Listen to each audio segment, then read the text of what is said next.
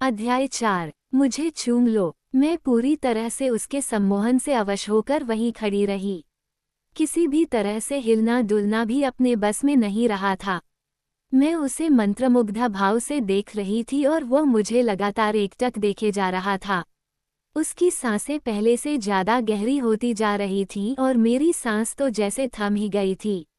मैं तुम्हारी बाहों में हूँ, प्लीज मुझे चूम लो। उसने अपनी आंखें बंद करके एक गहरी सांस ली और हल्का सा सिर झटका, मानो मेरे खामोश जवाब का न में उत्तर दे रहा हो। जब उसने अपनी आंखें खोली तो इस बार उनमें मुझे एक नया ही उद्देश्य दिखाई दिया। एनेस्टेसिया, तुम्हें मुझसे दूर रहना चाहिए। मैं तुम्हारे लिए नहीं बना हूँ। वह हौले से बोला। क्या? ये आवाज कहाँ से आई? बेशक मेरे मन का वहम रहा होगा। मैंने अपना सिर झटका। एनेस्टेसिया, सांस लेने की कोशिश करो। मैं तुम्हें खड़ा करने लगा हूँ। खुद को संभालो, उसने कहा और मुझे अपने से अलग कर दिया। साइकिल वाले की टक्कर कहो या फिर क्रिस्टियन से इतनी नज़दीकी का असर, पूरे शरीर में एड्रेनालिन का स्तर बढ़ गया था। मैं खुद को अजीब तरह से कमजोर महसूस कर रही थी। नहीं, उसने मुझे अपने से परे करते हुए धकेला तो कोई भीतर से चिल्लाया नहीं। मुझे अपने से थोड़ा दूर करते हुए भी वो मेरे कंधों पर हाथ रखे हुए था और बड़ी ही बारीकी से मेरे भाव निरख रहा था। उस वक्त मैं एक ही बात सोच सकती थी कि मेरी मंशा उसके सामने साफ थी और ये जानने के बावजूद उसने मुझे नहीं चूमा। वह मुझे नहीं चाहता, वह सचमुच नहीं चाहता। मैंने बड़ी ही बेवकूफ़ी से कॉफ़ी की उस मुलाकात को तहस नहस कर दिया था। अब ठीक है, मैंने खुद को संभाल कर कहा। बैंक्स, मन ही मन अपमान का घूंट भरते हुए कहा। मुझे उसके बारे में ये गलतफहमी पालनी ही नहीं चाहिए थी। मुझे उससे परे जाना होगा।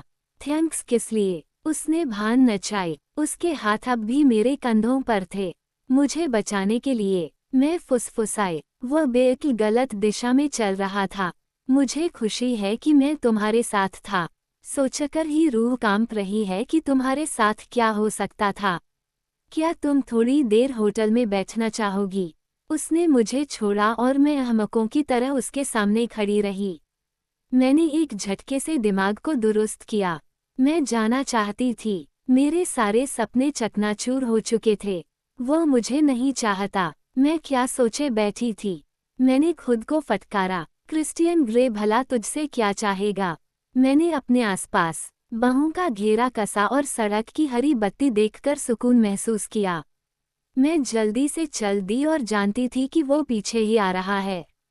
होटल के बाहर मैं थोड़ा मुड़ी पर फिर भी उसकी आंखों में नहीं देख सकी। फोटो शूट और कॉफी के लिए धन्यवाद, मैं बुदबुदाई। एनेस्टेसिया, मैं। वह रुक गया। उसकी आवाज़ का दर्द मुझ तक पहुंचा और मैं लगातार उसे ही निहारने लगी। उसने बालों में हाथ फिराया। वह बड़ा कुठित दिखा, मानो किसी ने अकदू का सारा रुतबा छीन लिया हो। क्या, क्रिस्टियन? मेरे पूछते ही वह बोला, कुछ नहीं। ये सुनने के बाद मैं वहां पल भर के लिए भी रुकना नहीं चाह रही थी। यही लग रहा था कि अपने आहत अहम को लेकर वहां से निकल पड़ूं। तुम्हारे पेपरों के लिए शुभकामनाएं, वह हौले से बोला। इस बात को कहने के लिए मरा जा रहा था। बस मुझे बधाई देने के लिए ऐसी शक्ल बना ली थी। थैंक्स। मैं अपने सुर में छिपे व्यंग्य को छिपा नहीं सकी। गुड बाय मी ग्रे। जैसे ही एड़ियों से मुड़ी तो हैरानी भी हुई कि मैं गिरी कैसे नहीं, और फिर उसे दोबारा देखे बिना मैं भूमिगत गैराज की ओर चल दी। एक बार गहरे अंधेरे और कंक्रीट के बने गैराज में जाते ही मैंने दीवार से कमर टिकाकर दोनों हाथों से सिर थाम लिया। वहां हल्की फ्लोरोसेंट रोशनी थी। मैं क्या सोच रही थी? अचानक ही अनचाहे आंसू आंखों में उमड़ पड़े। मैं रो क्यों रही हूँ? मैंने खुद को ऐसे बेहुदे बर्ताव के लिए लताड़ा। जमीन पर बैठकर घुटनों को पेट से छुपा लिया, मानो मैं और भी छोटी हो जाना चाहती थी। शायद मेरे छोटे होने से ये दर्द भी छोटा हो जाता। मैंने घुटनों पर सिर रखकर उन आंसुओं को बह जाने दिया। मैं किसी ऐसी चीज के लिए रो रही थी जो कभी मेरी थी ही नहीं। कैसी बेतुकी बात। किसी ऐसी चीज का दुख जो कभी नहीं थी। मेरी उम्मीदें, मेरे बिखरे सपने और मेरी कड़वी हो चुकी अपेक्षाएं। आज तक कभी ऐसा नहीं हुआ था कि तुझे नकारे जाने का दंश सहना पड़ा हो। ठीक है, हमेशा बास्केटबॉल या वॉलीबॉल टीम में मुझे आखिर में चुना जाता था, पर मैं उसे समझती हूँ भागना और उसके साथ साथ कुछ करना जैसे कि गेंद फेंकना या उछालना मेरे बस का नाम नहीं था। किसी भी खेल के मैदान में मैं एक गंभीर जिम्मेदारी बन जाती हूँ। हालांकि रूमानी रूप में मैंने खुद को ऐसी दशा में कभी नहीं पाया। ये तो मेरे पूरे जीवन की असुरक्षा है। मेरा रंग पीला है, मैं बहुत पतली हूँ, मैं बहुत गंदी दिखती हूँ और इस तरह मेरी खुद को नापसंद करने की लिस्ट बहुत लंबी है। इस तरह कभी ऐसे हालात आए ही नहीं। हाँ, मेरी केमिस्ट्री क्लास का एक छोकरा मुझे पसंद करता था, पर कोई भी मेरी दिलचस्पी को कभी नहीं जगा सका, जैसे कि इस क्रिस्टियन ग्रे ने जगा दिया था। हो सकता है कि मैं जोस या पॉल जैसे लोगों की पसंद कर लिस्ट में आती हूँ या उनसे मेरी पसंद मिलती हो, पर मैंने आज तक उनमें से किसी को अंधेरे कोने में दुबक कर रोते नहीं देखा। शायद मुझे खुलकर रोने की जरूरत थी। बस कर बहुत हुआ, मेरे अवचेतन ने फटकारा और गुस्से में पांव पटके। कार में बैठ, घर जा और पढ़ने बैठ, उसके बारे में भूल जा। अपने पर फालतू का तरस खाकर कल्पना बंद कर। मैंने एक गहरी और लंबी सांस ली और खड़ी हो गई। स्टील, हिम्मत कर। मैं केट की कार की तरफ बढ़ी और चेहरे पर आए आंसू पोंछ लिए। मैं अब उसके बारे में नहीं सोचूंगी। मैं इस घटना को एक अनुभव मानकर पेपरों की तैयारी करूंगी। केट डाइनिंग टेबल पर अपना लैपटॉप लिए बैठी थी। मुझे देखते ही उसके चेहरे की मुस्कान कहीं दब गई। इना, सब ठीक तो है? ओह नहीं, अब शुरू हो गया केट के सवालों का अंबार। मैंने गर्दन झटकी मानो मुझे केविना की परवाह ही न हो, पर मुझे जवाब देना ही होगा। तुम रो रही थीं। उसे पता नहीं कैसे हर हालात का अंदाजा लगाना आ जाता है। उस कमीने ने तेरे साथ क्या किया? वह जोर से दहाड़ी। हे भगवान, वह डरावनी दिख रही है। कुछ नहीं किया, केट। यही तो रोना है। मेरे चेहरे पर अजीब सी मुस्कान तेराई। तो तुम रोई क्यों? तुम तो कभी नहीं रोती, उसने मुलायम स्वर में कहा। उसकी हरी आंखों में मुझे अपने लिए चिंता की झलक दिख रही थी। उसने मुझे गले से लगा लिया। मुझे उसे हटाने के लिए कुछ तो कहना ही था। मैं आज एक साइकिल वाले से टकराते टकराते बची। अब इससे ज्यादा और क्या कहती। कम से कम कुछ समय के लिए तो उसका दिमाग दूसरी तरफ चला गया। इना, तू ठीक है ना? कहीं लगी तो नहीं? उसने मुझे एक बांह की दूरी पर लाते हुए सिर से पैर तक निहारा। नहीं, क्रिस्टियन ने बचा लिया। मैं हौले से बोली, पर मैं काफी डर गई थी। मुझे हैरानी नहीं हुई। वैसे कॉफी कैसी रही? मुझे पता है कि तुझे तो कॉफी पसंद नहीं है। मैंने चाय ली थी, वो अच्छी थी। सच बताने के लिए कुछ है ही नहीं। समझ नहीं आया कि उसने मुझे साथ चलने के लिए कहा क्यों। वो तुझे पसंद करता है, इना। उसने अपनी बाहें पीछे कर लीं। नहीं, ऐसा कुछ नहीं है। मैं उससे दोबारा नहीं मिलने वाली। ओह, हद हो गई। केट कुछ ज्यादा ही दिलचस्पी ले रही है। मैं रसोई की तरफ चल दी ताकि वो मेरा चेहरा न देख सके। हाँ, केट, वह बंदा मेरे लेवल का नहीं है। मैंने आवाज को काफी रूखा बनाने की पूरी कोशिश की। तू कहना क्या चाहती है? केट, बात तो साफ है, मैंने पीछे मुड़ते हुए कहा। वह मेरे लिए नहीं बना है। केट बोली, माना, उसके पास तेरे से कहीं ज्यादा पैसा है, पर उसके पास तो अमेरिका के अनेक लोगों से कहीं ज्यादा पैसा। केट, वह। मैंने कंधे झटके। इना, भगवान के लिए मुझे तुझे कितनी बार बताना होगा? तू बिल्कुल बच्ची है, नादान बच्ची। नहीं, वो मुझे मेरे फैसले से डिगाने की कोशिश कर रही है। केट, प्लीज, मुझे पढ़ना है। मैंने बात निपटा दी और उसने त्योरी चढ़ाई। क्या तू वह लेख देखना चाहती है? मैंने पूरा कर लिया है। जोस ने कई अच्छी तस्वीरें ली हैं। क्या मुझे उस सुंदर क्रिस्टियन को देखना है जो मुझे नहीं चाहता? हाँ, क्यों नहीं? मैंने चेहरे पर एक मुस्कान के साथ लैपटॉप की ओर कदम बढ़ाए। वहां मुझे श्वेत श्याम तस्वीर में झांकता ग्रे दिखाई दिया। मैंने लेख पढ़ने का दिखावा किया, पर लगातार उसकी आंखों में ही निहारती रही और ये जानने की कोशिश करती रही कि वो इंसान मेरे लिए क्यों नहीं बना। ये तो उसके अपने शब्द थे। अचानक सब कुछ आंखों के सामने साफ हो गया। वो कितना गजब का सुंदर है। हम दोनों तो अलग अलग दुनिया के वासी हैं। मैंने खुद को उस इकारस के समान पाया जो सूरज के पास जाने की चाहत में जलकर राख हो जाता है। उसके शब्दों के कुछ मायने हैं। वह मेरे लिए नहीं बना है। ये समझ कर ही तो मैं उसके इनकार को भी समझ सकूंगी। बेशक ये समझने के बाद जीना आसान होगा। केट, बहुत अच्छे, किसी तरह मुंह से निकाला। मैं पढ़ने जा रही हूँ। मैंने खुद से वादा किया कि अब उसके बारे में नहीं सोचूंगी और फिर कोर्स के नोट्स खोलकर बैठ गई। जब मैं रात को बिस्तर पर सोने की कोशिश में थी तो मैंने आज सुबह की यादों को पास आने की इजाज़त दे दी। मुझे अचानक याद आ गया, उसने कहा था कि उसकी कोई गर्लफ्रेंड नहीं है, और जब मैं उसकी बाहों में गिरकर अपने शरीर के रोम रोम से उसके चुंबन के लिए तरस रही थी तो मुझे ये बात उसी समय याद रखनी चाहिए थी। उसका क्या कसूर? उसने तो पहले ही बता दिया था। मुझे ही समझ नहीं आया। वो मुझे अपनी महिला मित्र के रूप में नहीं चाहता। मैंने करवट बदली। मैं सोचने लगी कि शायद वो ब्रह्मचर्य का पालन करता हो सकता है कि वह खुद को किसी के लिए बचाकर रखना चाहता हो, बेशक तेरे लिए नहीं। मेरे उनींदे अवचेतन यानी सयानी लड़की ने सोते सोते भी मुझे एक पटकनी दे ही दी। और उस रात मुझे भूरी आंखों और दूध में बनी पत्ती के नमूने के सपने आते रहे। मैं किसी अंधेरे कोने में थी, किसी से बचकर भाग रही थी या किसी के पास जा रही थी। बस यही समझ नहीं आया। मैंने अपना पेन नीचे रखा। फाइनल पेपर खत्म हो गए थे। मेरे पूरे चेहरे पर संतुष्टि की मुस्कान खेल गई। पूरे सप्ताह में शायद पहली बार मैं खुलकर मुस्कुराई थी। आज शुक्रवार है और आज हम जश्न मनाएंगे। हो सकता है कि आज मुझे भी चढ़ जाए, पर आज से पहले कभी मेरे साथ ऐसा नहीं हुआ। मैंने हॉल में केट पर नजर मारी। वह आखिर के 5 मिनटों में भी लगातार पेन घिस रही है।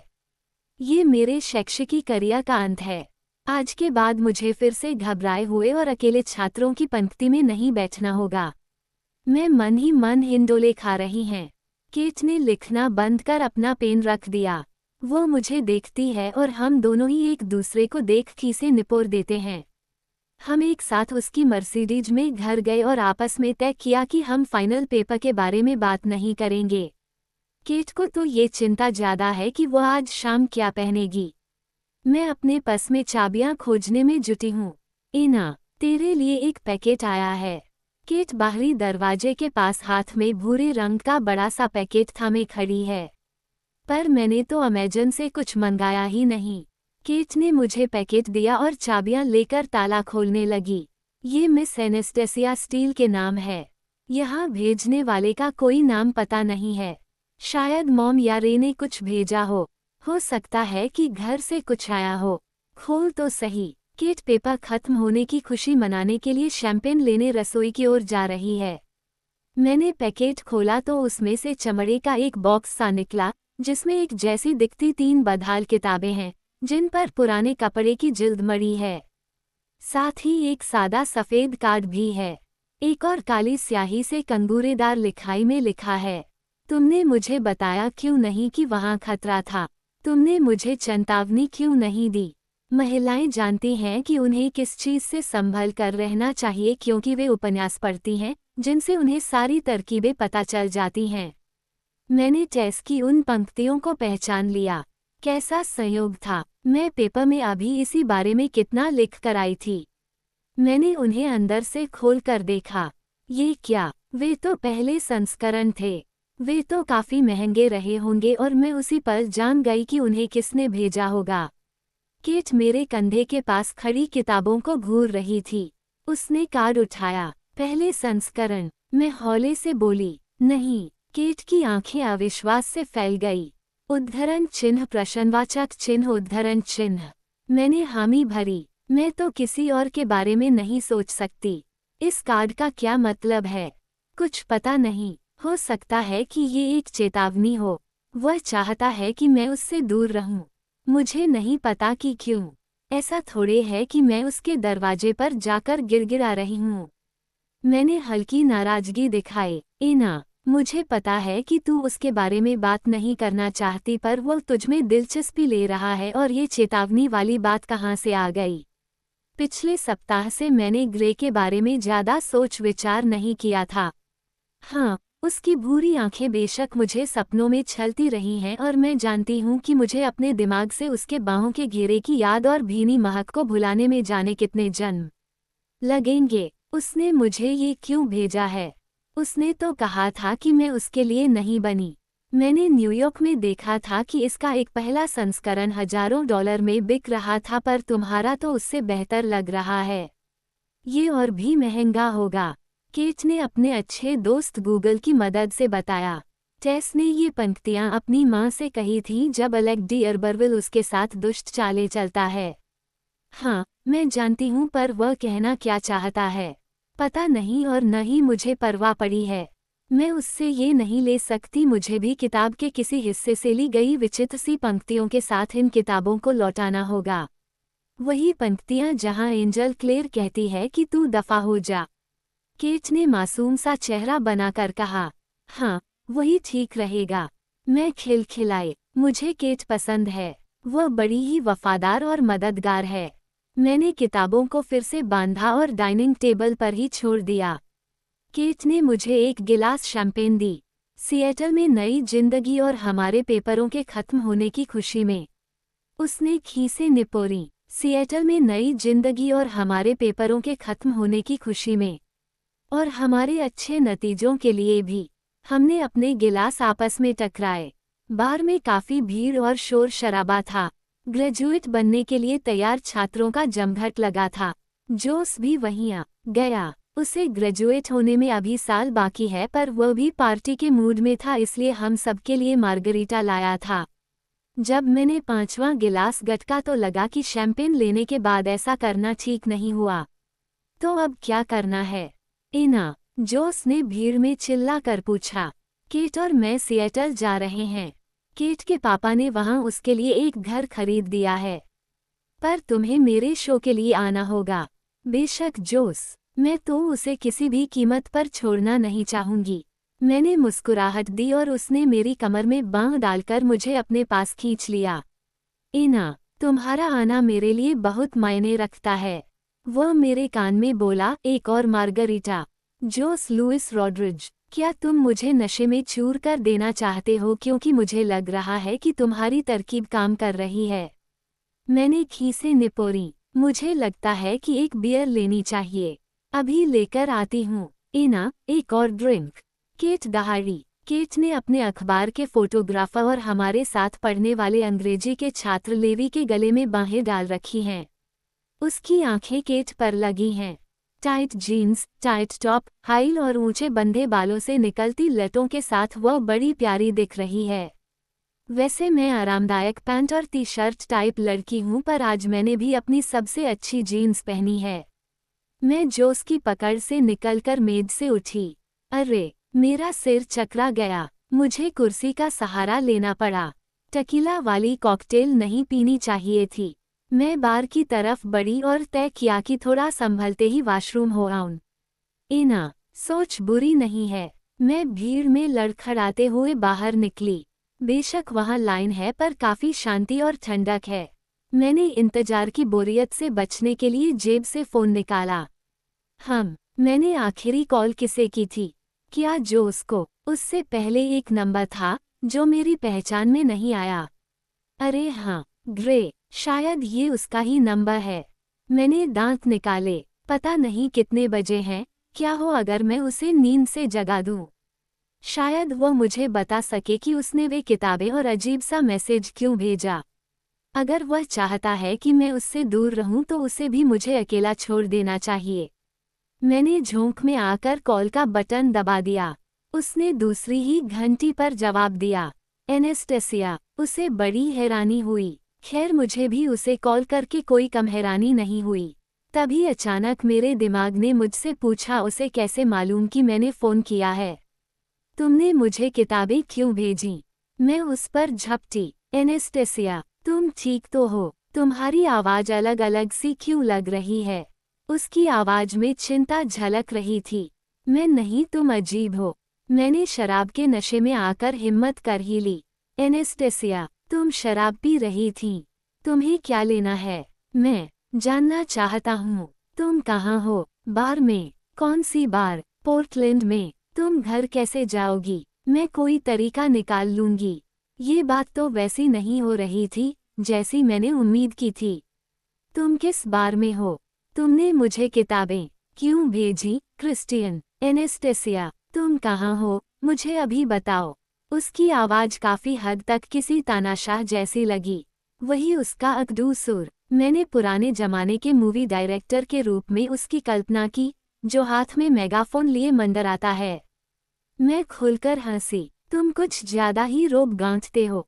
मैं हंसने लगी। इना, मुझे बताओ कि तुम कहाँ हो?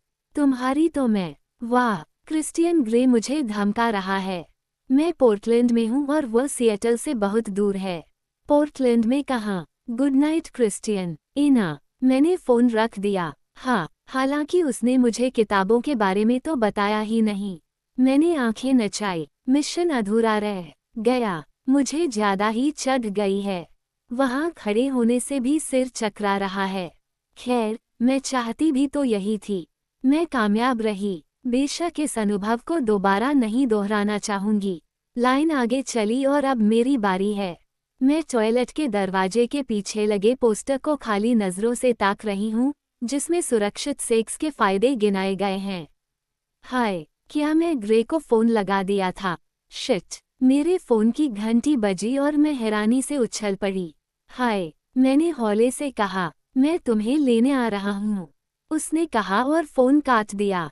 बस वही एक इंसान है जो एक साथ शांत दिखने के अलावा डरावना भी लग सकता है। हे राम, मैंने जीन्स ऊपर खींची। दिल तेजी से धड़क रहा है। वह लेने आ रहा है। नहीं, मेरी तबीयत खराब लग रही है। नहीं, मैं ठीक हूँ। जरा ठहरो, ये बात दिमाग में चकरा रही है। वह लेने आ रहा है। मैंने तो उसे बताया नहीं कि मैं कहाँ हूँ। वह मुझे यहाँ नहीं खोज सकता। वैसे भी उसे सिएटल से यहाँ आने में घंटों लग जाएंगे और तब तक हम घर जा चुके होंगे। मैंने हाथ धोकर शीशे में अपना चेहरा देखा। ऐसा लगा कि शराब का असर चेहरे पर भी दिख रहा था। मैंने बियर के लिए बार पर काफी देर तक इंतजार किया और मेज पर लौट आई। इतनी देर कहाँ लगा दी?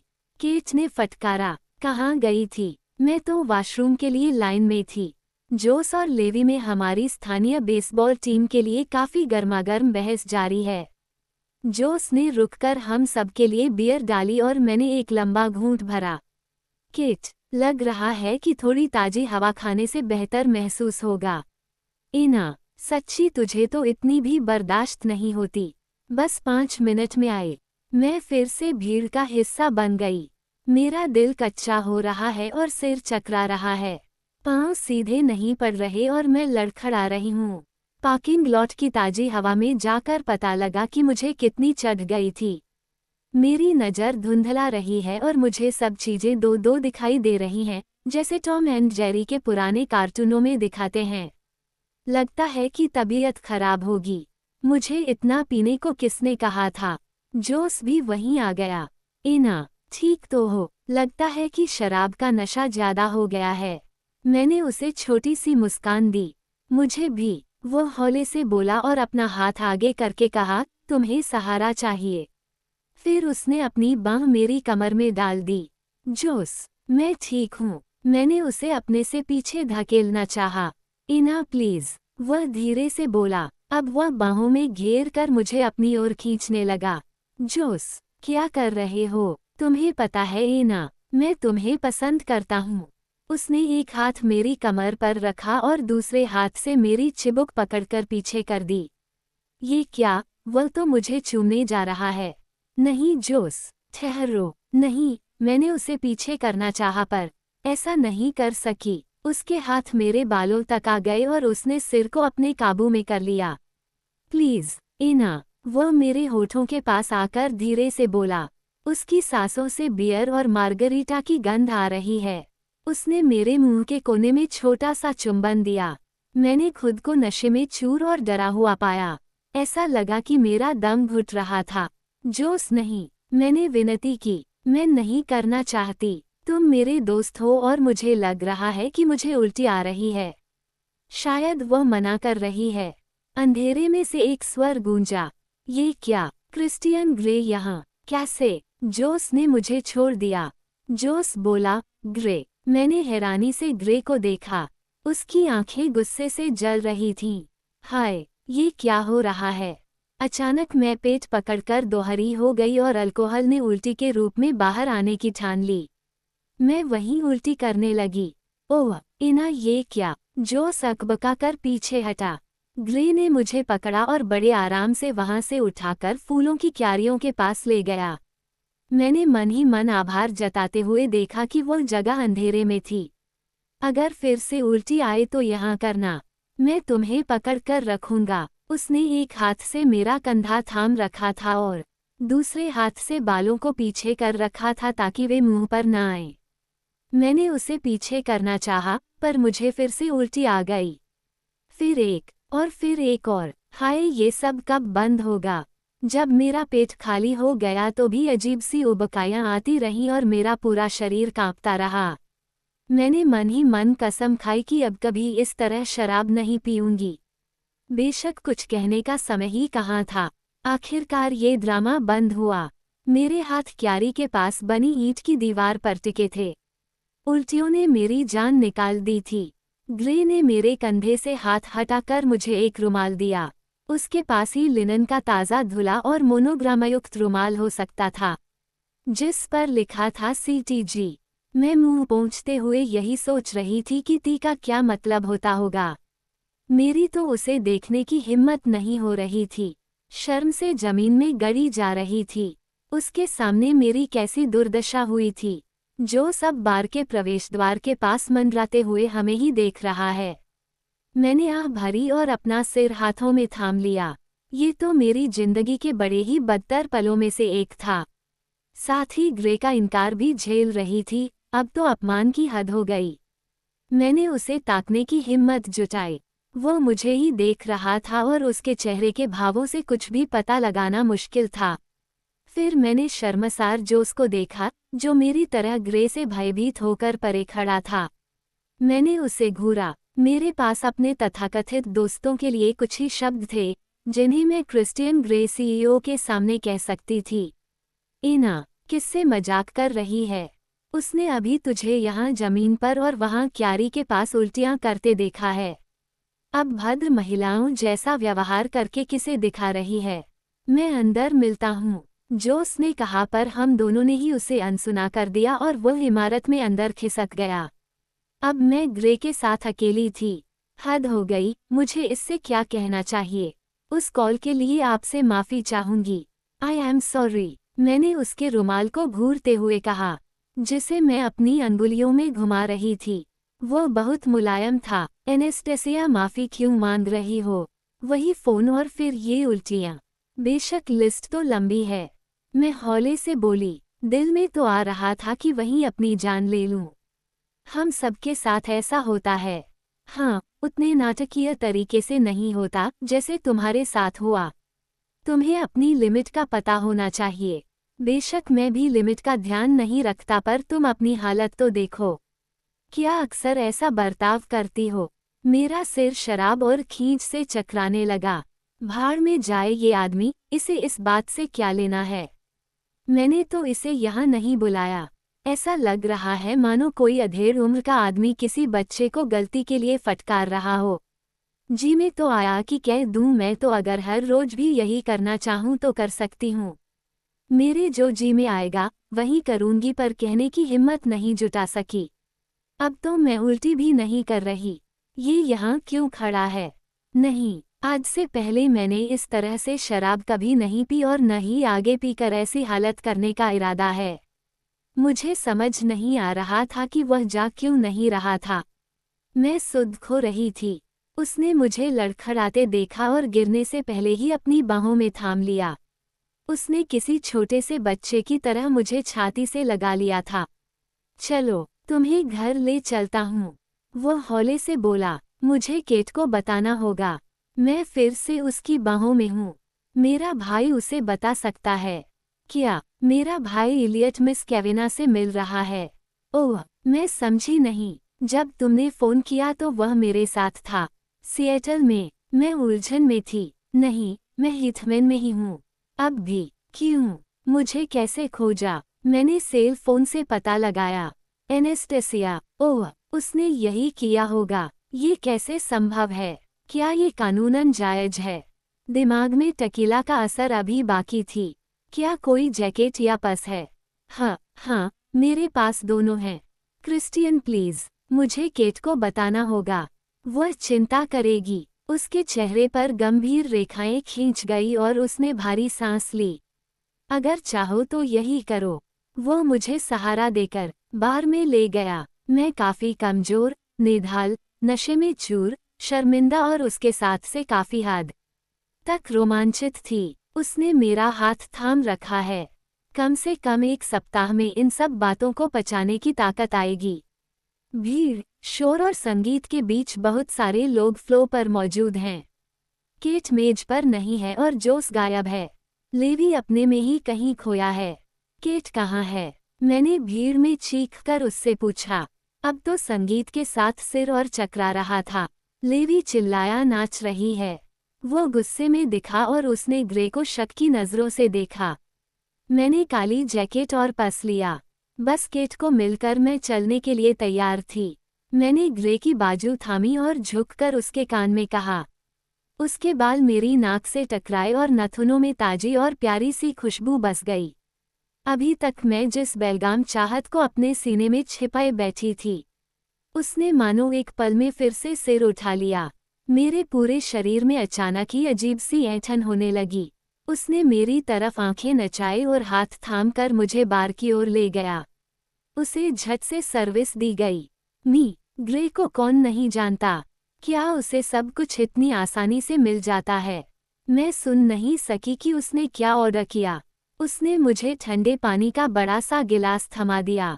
पियो। उसने मुझ पर अपने हुक्म की तोप दागी। जलती बुझती बत्तियां, संगीत का असर सारे बार और ग्राहकों पर अलग सा ही असर दिखा रहा था। कुछ अजीब सी परछायां बनती दिख रही थीं। वह कभी हरा, कभी पीली, कभी नीली और कभी लाल रोशनी में दिख रहा था। मैंने उसकी नज़रों को लगातार अपने पर पाया तो झट से पानी को मुंह से लगा लिया। सारा खत्म करो, इसे तो बर्दाश्त करना ही मुश्किल है। उसने अपने बिखरे बालों में हाथ फिराया। वह काफी गुस्से में और कुटित दिखा। इसकी परेशानी क्या है? माना एक पागल लड़की ने आधी रात को शराब के नशे में आकर इसे फोन कर दिया और इसे लगा कि उसकी रक्षा करनी चाहिए। और फिर वह आकर देखता है कि लड़की का दोस्त ही उसे घेरे में लेने की कोशिश कर रहा था। फिर उसने की को अपने कदमों के पास उल्टियों से बंदम होते देखा। ओह हेना, क्या तू आज के बाद फिर कभी ऐसे पल अपने जीवन में चाहेगी? मेरी भीतर की सयानी लड़की ने आधे गोल चश्मों से घूरती आंखों के साथ चेतावनी दी। मैं हौले से हिली और उसने मुझे सीधा रखने के लिए कंधे पर अपना हाथ रख दिया। मैंने उसके कहे अनुसार सारा गिलास पानी पी लिया। उसने गिलास को उठाकर बार पर रखा। फिर मैंने कनखियों से देखकर ये जानना चाहा कि उसने क्या पहन रखा था। एक ढीली सफ़ेद लिनन की कमीज, ढीली जीन्स और काले स्नीकर्स, साथ ही गहरे रंग की बारीक लकीरों वाली जैकेट पहन रखी है। उसकी शर्ट के बटन ऊपर से खुले हैं और मैं वहां से झांकते बाल देख सकती हूँ। अपनी उस धुंधली मनस्थिति के बीच वह मुझे बहुत मनभावन लगा। उसने मुझे बांह से पकड़ा। हे भगवान, वह मुझे डांस फ्लोर पर ले जा रहा है। हाय, मैं तो डांस नहीं करती। वह भांप गया कि मैं नाचना नहीं चाहती। उसके चेहरे पर प्यारी सी मुस्कान खेल गई। उसने एकदम से अपनी ओर खींच लिया और वह मुझे अपने साथ लेकर थिरकने लगा। ये क्या? यकीन नहीं हो रहा, मैं तो उसके साथ पूरी लय में थिरक रही हूँ।